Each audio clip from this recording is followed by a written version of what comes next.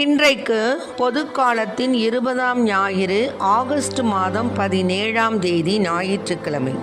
இன்று தேவன் நமக்கு தரும் ஜீவநீர் ஊற்றான இறை வார்த்தைகள் திருப்பாடல் 40, இறை வார்த்தைகள் 1, 2, 3 மற்றும் 17. நாம் அனைவரும் பாட வேண்டிய பதிலுரை பாடல். ஆண்டவரே எனக்கு உதவி செய்ய விரைந்து வாரும். ஆண்டவரே எனக்கு உதவி செய்ய விரைந்து வாரும். நான் ஆண்டவருக்காக பொறுமையுடன் காத்திருந்தேன். அவரும் என் பக்கம் சாய்ந்து எனது மன்றாட்டை கேட்டருளினார். அழிவின் குழியில் இருந்து என்னை அவர் வெளிக்கொணர்ந்தார். சேறு நிறைந்த பள்ளத்தினின்று தூக்கி எடுத்தார். கற்பாறையின் மேல் நான் காலூன்றி நிற்கச் செய்தார். என் காலடிகளை உறுதிப்படுத்தினார். ஆண்டவரே எனக்கு உதவி செய்ய விரைந்து வாரும். புதியதொரு பாடலை, நம் கடவுளை புகழும் பாடலை என் நாவினின்று எழ செய்தார். பலரும் இதை பார்த்து அச்சம் கொண்டு ஆண்டவர் மீது நம்பிக்கை கொள்வர்.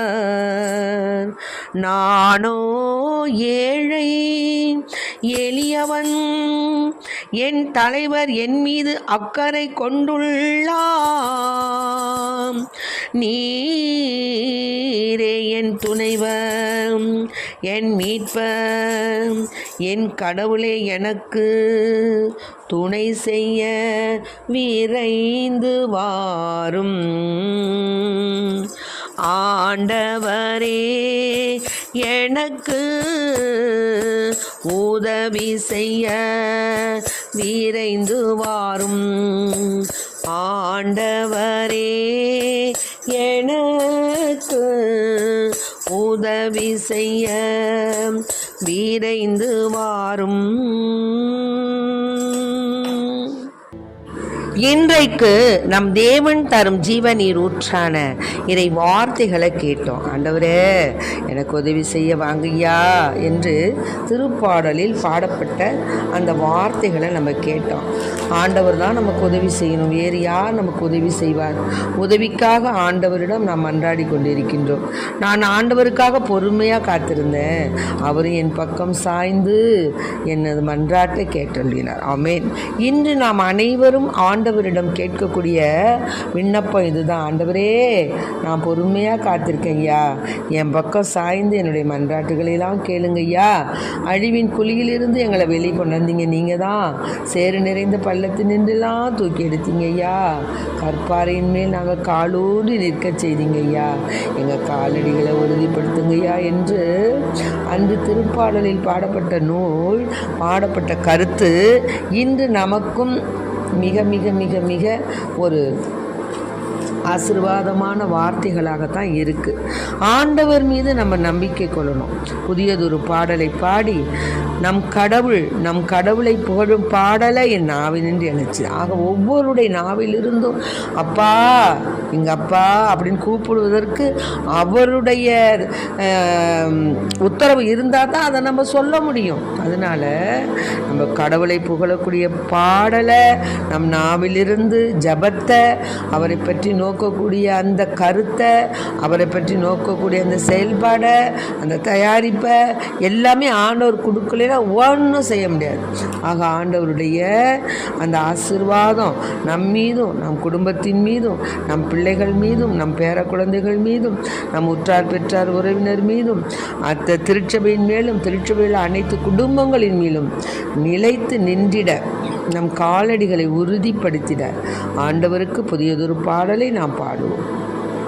பலரும் இதை பார்த்து அச்சம் கொண்டு ஆண்டவர் மீது நம்பிக்கை கொள்வார். டே அப்பா, அவங்கெல்லாம் எப்படியெல்லாம் இருந்தாங்க, அவங்களை இப்படியெல்லாம் ஆண்டவர் வழி நடத்திட்டு இருக்கிறாரே அப்படின்னு அந்த இஸ்ராயல் மக்கள் மீது அவர்கள் எப்படி அந்த 40 வருடம் அவர்களை வழி நடத்தினாரோ அதுபோல் நம் தேவன் நம்மளை வழி நடத்துகிறாருப்பா. நீங்கள் ஏன்ப்பா கவலைப்படுறீங்க? வானத்தை வில்லா வளைக்க உங்களால் முடியுமா? உங்கள் தலையில் உள்ள முடிகளை உங்களால் என்ன முடியுமா ஐயா? உங்களால் என்னையா செய்ய முடியும்? ஒன்றும் செய்ய முடியாது. ஆனால் எல்லாம் வல்லவர் நம்மோடு இருக்கும் பொழுது நாம் பலரும் நம்மை பார்த்து அச்சம் கொண்டு ஆண்டவர் மீது நம்பிக்கை வச்சான், அதனால தான் அவன் குடும்பம் அப்படி செழிப்பாக இருக்கு அப்படின்னு சொல்லணும். அதனால தான் ஆண்டவர் மீது நம்பிக்கை கொண்டவரே பேறு பெற்றோர். ஆண்டவர் மீது நம்பிக்கை கொண்டவங்க பேறு பெற்றோர். அதனால் நானோ ஏழை எளியவன், என் தலைவர் என் மீது அக்கறை கொண்டுள்ளார். நீரே என் துணைவர், என் மீட்பர், என் கடவுளே எனக்கு துணை செய்ய விரைந்து வாரும் என்று நாம் ஆண்டவரிடம் மன்றாடுவோம். மேலுமாக அன்று என்ன செஞ்சாங்க? எரேமியா எகிப்து மெலேக்கு அரண்மனை நின்று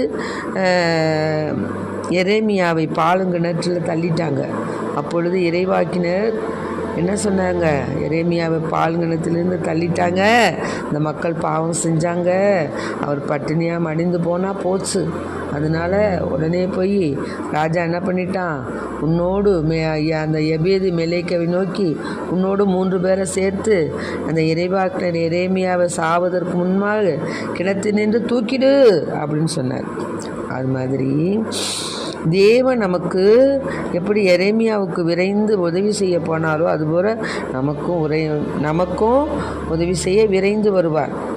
அதனால் நமக்கு பாவிகளால் தமக்கு உண்டான எந்த எதிர்ப்பையும் மன உறுதியோடு தாங்கி கொண்ட அவரை நாம் அந்த நேரத்தில் எண்ணி பார்க்கணும். நம்ம மனம் சோர்ந்து தளர்ந்து போகாமல் பாவத்திற்கு எதிரான போராட்டத்தில் இரத்தம் சிந்தும் அளவுக்கு கூட நம்ம என்ன செய்யணும்? நம்ம எதிர்த்து நின்று சொல்கிறாங்க இல்லையா, யோவான் 10:27 சொல்லுவது போல், என் ஆடுகள் எனது குரலுக்கு செவி சாய்க்கின்றன, எனக்கும் அவற்றை தெரியும், அவை என்னை பின்தொடர்கின்றன என்று ஆண்டவருடைய வார்த்தைக்கு ஏற்ப நம் நல்லாயன் இயேசுவை பின்பற்றுவோம், அவரது குரலுக்கு செவி சாய்ப்போம். அவர் நம்மை சாவின் படுகொலியில் நின்று எப்படி அந்த எரேமியாவை அவர்கள் பாழும் கிணற்றில் இறக்கி அவர் சேற்றுக்குள் புதைய தொடங்குவதற்கு முன்னதாக அவரை கைதூக்கி காப்பாற்றினது போல, 3 பேரை அனுப்பி காப்பாற்றியது போல, தேவன் நமக்கு வரக்கூடிய சகல இடர்பாடுகள், துன்பங்கள், துயரங்கள் எல்லாவற்றிலிருந்தும் நம்மை நிச்சயமாக பாதுகாப்பார் என்ற நம்பிக்கையோடு வாழ இறைவனிடம் வரம் கேட்போம். ஆமென். Praise the Lord. மரியே வாழ்க.